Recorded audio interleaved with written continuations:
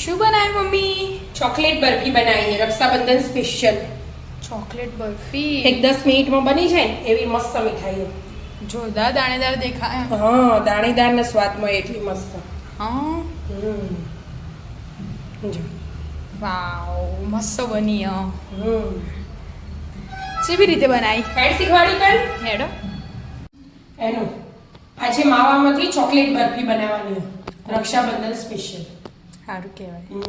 જો ગળ્યો માવો લીધો આજે મેં, ખોડવાળો આવે ને એ ગળ્યો માવો આ 300 ગ્રામ લીધો અને આ 200 ગ્રામ. બે લેયર બનાવવાના ને, વ્હાઈટ નો ચોકલેટ કલર ના બે, એટલા માટે બે અલગ અલગ લીધા. અને આ કોકો પાવડર લઈ લીધો 3 ચમચી, બરાબર. એટલા માટે.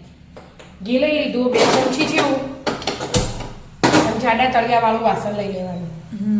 અને જે આ 300 ગ્રામમાં વધારે ને એ વ્હાઈટ લેયર થોડું વધારે કરવાનું, એટલા માટે. ઘી ગરમ થાય ને એટલે ખાલી નીચે ચોટા ના એટલા માટે થોડું ઘી લેવાનું હોય. ઘી ગરમ થઈ ગયું, હવે માવો એડ કરી દઈશું આપણે.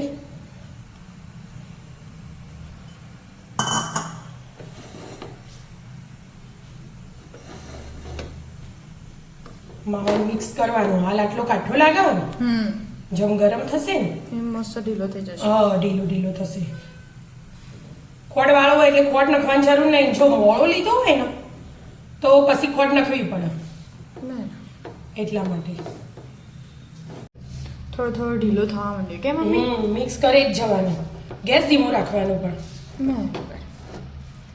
એટલા માટે. હમણાં સપાટી સોડશે ને એવો થઈ જશે. હા, એકદમ ઢીલો થઈ જશે. ખાસો ઢીલો થઈ ગયો કે મમ્મી? ખોડ આવે ને બેટા, ગળ્યો માવો હોય એટલે પહેલા ઢીલો થશે, પછી પાછો કાઠો થશે અને ઘી છૂટે ને ત્યાં લગી મિક્સ કરી જવાનું. એમાં કહેશે જો દાણેદાર થઈ ગયો ને માવો, દાણેદાર તો થઈ ગયો. ભેગો થઈ ગયો કે મસ્ત? ભેગોય થઈ છે ને, જો ઘી છૂટવા માંડે ને એટલે ગેસ બંધ કરી દેવાનો. બરાબર. અને આપણે આજે બટર પેપર લગાવીને તૈયાર જ. હા, ઘી લગાવીને બટર પેપર તૈયાર કરી લેવાનું. એમાં મસ્ત સેટ કરી દઈશું આવી રીતે. અને આને 10-15 મિનિટ હજી સેટ થવા દઈશું. મસ્ત ઠંડુ થાય ને સેટ થઈ જાય ને તાજો હજી અમને આમ જ રાખવાનું. હા, પછી આપણે બીજું લેયર બનાવવાનું, તરત નહીં બનાવી દેવાનું. બરાબર. એટલા માટે અડધો કલાક સેટ થવા દીધું. આપણા જોડે ટાઈમ હતો ને એટલે ઘી લઈ લીધું પાછું ફરીથી ઘી લઈ લીધું.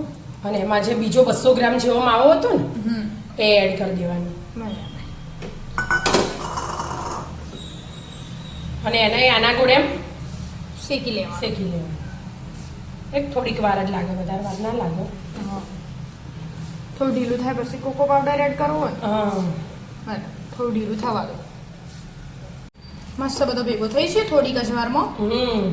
આ 5-10 મિનિટમાં બની જાય.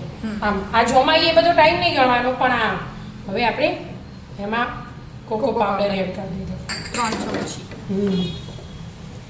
બરાબર બધું મિક્સ કરી દેવાનું. પાછું ઘી છૂટશે હો પાછું, એટલે મસ્ત મિક્સ થઈ જશે. હા, જો થવા જ મંડે તો તરત થઈ જાય.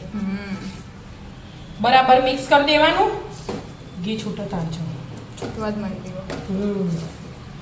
અને આપણા ઘરનું તાજું, આપણને ખબર આપણે આજે બનાવ્યું એવું કે એનું પડી રહેલું એવું બધું ખાવું ફટાફટ બની જાય. અને ચોખ્ખું ખાવાય મતલબ.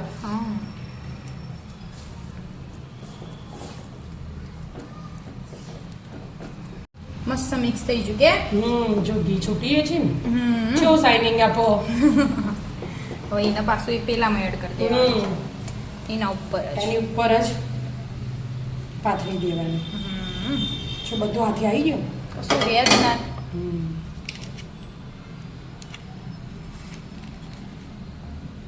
મસ્ત સેટ કરી દેવાનું.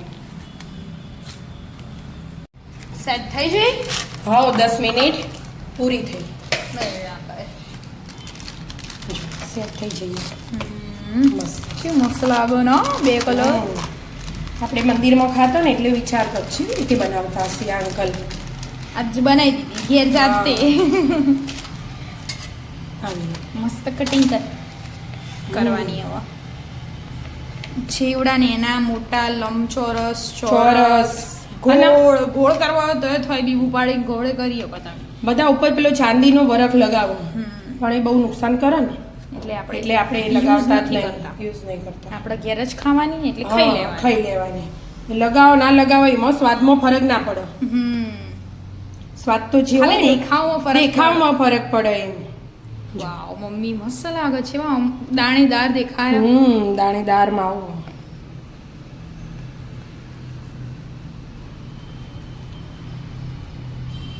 આવી રીતે બધી કટિંગ કરી દેવાની મસ્ત મસ્ત મસ્ત પીસ પાડી દેવાના. પછી મસ્ત રક્ષાબંધન હા ને જો વધવીએ જો વધશે તો આપણે બધાને ટેસ્ટ કરાવીશું. હમણાં વિદ્યાન સામ આવવા દે. મસ્ત પીસ પડી જાય. વાવ મસ્ત લાગે દાણેદાર એકદમ. આવી જાઓ મિત્રો, મસ્ત મજાની બરફી ખાવા માટે. ચોકલેટ બરફી. મિત્રો અમારા વિડીયો ગમતા હોય તો લાઈક શેર અને સબસ્ક્રાઇબ કરજો. રાધે રાધે.